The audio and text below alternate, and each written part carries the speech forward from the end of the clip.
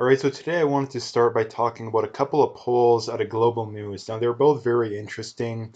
I find it, the first thing I wanted to point out is that I find it very funny that global news always puts out these polls, and literally every one of them doesn't go the way they want them to be. Literally every, at least pretty much every one I've seen. I don't think I've seen one that hasn't. Um, and the first one they do here is public health officials are urging Canadians to limit their contacts over the holidays to avoid a potentially devastating spike in you know what cases across the country. Are you concerned about a spike of cases in your community following the holidays? And it's yes 42.5, no 55.3. So what that would be about almost 13% more people are not worried than are worried. And the first thing I always point out here is that Global always, I don't know exactly how they do it, but they always preload these polls in that whenever you see these polls when they're first put out, they always lean the other way. In fact, when I first voted on this, it was like this too, where I think it was like 58% of people said yes, and that doesn't make any sense that they consistently go like that to where they always start out way on one end and then they consistently go the other way. That just doesn't make any sense. Um, but again, not to mention too, you look at the comments here too, and they're consistent people crapping on them and on the lockdown. So again, um, and the other thing I pointed out too, and that in my experience, I can't remember meeting anyone recently who's concerned about this. Like there's some people that are somewhat concerned, but this is the thing that really, like I always have been pointing out, that really boggles my mind that the vast majority of people are not worried about this, or at least overly worried about this whole situation. And it really boggles my mind why so many people are going along with it. Like I really don't get it. I think that's one of the most um, astounding things of this whole situation is why are so many people just going along with it? It doesn't make any sense, right? So I think that that's something that needs to be pointed out for starters. But the other thing that needs to be pointed out too is that even with all of these levels of propaganda, the majority of people still don't even believe in this garbage. So for all the people out there that are, me included to some extent, that are feeling kind of down that things are never going to work out, the majority, you got to know the majority of people don't agree with this garbage. The problem is that they give people the illusion that the majority of people agree with it. Like I have multiple family members that I know watch the news fairly religiously. I think probably four or five of them just off the top of my head that I seen over Christmas, and not a one of them was overly concerned about this whole situation. So that really goes to speak that even with all this propaganda that's being spewed out by the mainstream media and by the government, the majority of people still don't even believe in it. Like that is really saying something. Like that is really saying something. So the other poll I wanted to bring up here is also from Global News, like I pointed out, and it's taking a while to load here, but it's basically. Do you approve of the way the liberals handled the pandemic up until this point? Yeah, here it is. Do you think the Liberal government did a good job of handling the you know what pandemic? And it's 64% saying no. So this one's an even bigger yes. And then this is the one that I pointed out that everybody should, no, literally nobody should support this. This is just a testament to where you got that. I think this is about what the Liberal base is, right? Isn't it about 35, 36%? So these are probably almost exclusively just partisan liberal voters, right? And that the point I was trying to get at is before I brought that up, like 95% of people should say no, even if you're a liberal voter. Now, why is that? Well, you have two main sides of this whole situation. You have the let's lock down infinitum. Let's lock down until we have no cases, which is impossible at this point, but let's do it anyway. You have that crowd. You have the old we just need never-ending circuit breaker lockdowns, right? And then you have the crowd that wants to go back to normal. Both sides should disagree with the way the liberal government handled the pandemic, and why is that? Is because number one, they're grossly overstating the severity of the virus. So the people that are skeptical of the lockdowns obviously would disagree with them. I think that's rather obvious. But the people that support the lockdowns should disagree with it as well, because when this whole situation first started, they didn't close the borders. They told people don't wear masks, right? There was plenty of those kind of things that they did, that the lockdown zealots, disagree with. So again, the point I'm trying to get at, like I say, is that pretty much everybody should say no to this question. And this is just an example of the fact just how many partisan people there is out there. Now, to be fair, like I say, the global news probably, now that I think about it, they do kind of preload these polls. So my guess is that probably like 25% is the real number and probably 75% is the real no number. Same goes for this other one here. My guess is that the reality of people that are concerned, I mean, here's the thing. The reality of the people that are concerned about the spike of cases, that number should be 90%. Because like I say, of all the people I've seen over the holidays, nobody was concerned. And I even heard a family member who knows, quite a few people in the town that I'm from, talking about how many people they know that have family members coming out from the city or from other areas of the province, right?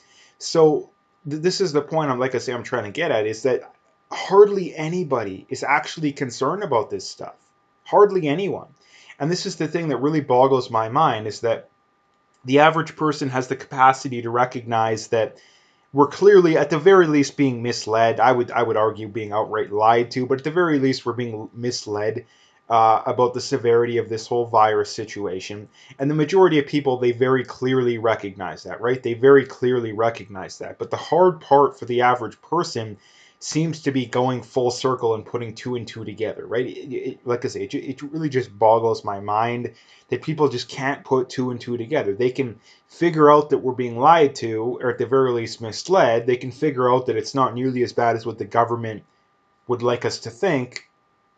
And even if they want to tell you that they don't agree with that, again, anybody who got together with family members over Christmas is admitting by default that they're not very concerned, if at all, right? Anybody who's doing that is admitting by default. And this is another thing that I really can't stand about a lot of the lockdown zealots, is that there's some people that just blindly obey, right? But there's a lot of them that they're full on board. Oh yeah, lockdowns are great. Let's lock down.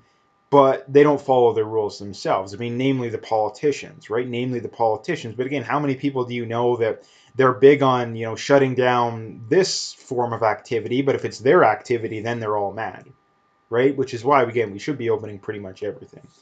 Um, so again, that's the first thing I wanted to bring up. Like I said, I bring this up, number one, to point out just how laughable the mainstream media is, like just how laughable they rig their own polls and they still can't even get them to say what they want. And another way they're rigged too is that they're also famous for saying something along the lines of 70% of people agree with X. Do you agree with X? And like 70% say no. The gun control ones were famous for that.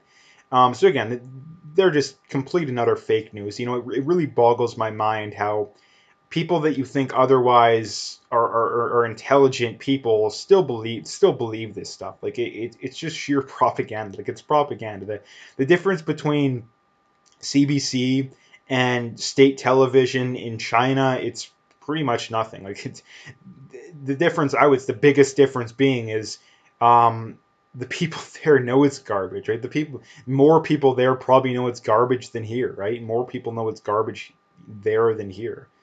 So the next thing I wanted to bring up here is from Christy Nome, and she says, "You know what update that you won't hear from the mainstream press?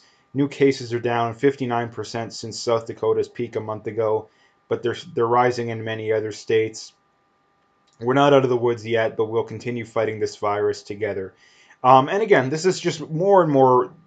It's so tiring having to bring these cases up. I feel like I've done hundreds of these kind of things, and that this is just more proof that there's no need for lockdowns. At no point has South Dakota locked down, and at no point have they been overly worried. And here's the thing: again, if the lockdowns work, then these cases still should be going up. Like they still should be going up, but they're not.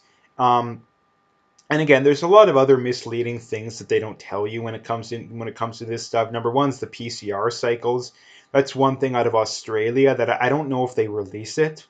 That who's to say a government just says, yeah, you know what we're gonna do? We have PCR tests. Let's say they're at 35 or 40 cycles. Let's lock down. We'll move it down to 25, which is where they should be, maybe even 20. Um, and the cases inevitably will go down a lot, and they'll be like, "Up, see, that's proof the lockdowns worked." And because I don't think the Australian government releases their numbers, they very well could have done that, right? And the last thing I wanted to bring up here is from Clay Travis, and he links to an Outkick article here saying, in August, the Red Sox honored a BLM leader during Hats Off to Heroes. The BLM leader was arrested Saturday for punching an 80-year-old female Trump supporter, and it's on video. Again, these are the kind of people that BLM associates themselves with. And again, I'm not one who's big on guilt by association, but when your association is literal violent criminals, which is something that tends to happen within BLM, Jacob Blakes of the world. When those are the kind of people you're associating with, yeah, guilt by association. I think there's a very fine line, but with guilt by association. If you have a podcast and you want to have a conversation with someone who disagrees with you, even if it's to a large degree, no, that's completely different. No one says that if CNN has on the friend of a terrorist, or someone who committed murder, that doesn't mean that CNN supports murder, right? That's a stupid argument. But when you are honoring these kind of people, like if CNN had a tribute to these, yeah, that's guilt by association. Again, I don't understand why we have to go over this so much, but because again, the left will argue, oh, there's this, I don't even want to give examples, but some social media, or alternative media personality will have someone on who the left hates, and they're like, oh, that's proof they're a racist. No, that really isn't. So again, but again, they don't do it the other way around. Like, they don't do it the other way around, even though guilt by association would only make sense when you're endorsing said behavior, right? It would only make sense when you're endorsing said behavior. Um, so anyway, that's what I wanted to talk about today. If you liked the video, make sure you hit that like and subscribe. Make sure you check out those links below. Follow me on those other platforms. If you want to donate, you can do that as well. Again, I appreciate whatever support I can get. Like I say, check out those links. Stay tuned for more, and have a good day.